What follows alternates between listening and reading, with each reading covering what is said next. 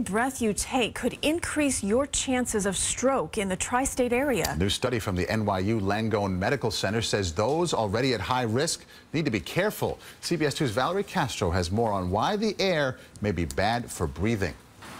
Exhaust from cars on city streets is one type of air pollution that could mean big health problems for those at risk for stroke. In this case, we found that it narrowed, or it led to a significant narrowing in the arteries of your neck. Dr. Jonathan Newman from NYU Langone Medical Center, the study's leading author, says it looked at more than 300,000 people from across the tri-state area. It had a wide variation in air pollution exposure and a large population. While the narrowing of the arteries in your neck is just one risk factor for stroke, the study found air pollution did increase that factor. 1 unit increase in air pollution, your risk of narrowing in that artery went up about 9%. People around the city say they're not surprised to hear the correlation.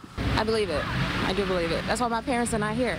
The air quality is horrible, especially in New York. Bob Palovitz says he's not concerned. There's nothing I can do about it, and so why worry about it? Though it's hard to change our environment, Dr. Newman says those at risk for stroke should pay attention. It's an important factor for people to think about, especially if you have a history of heart disease or a history of stroke.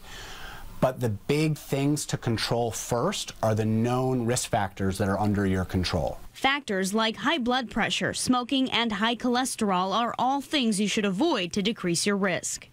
Dr. Newman says those already at high risk for stroke should consider staying indoors when air pollution levels are high.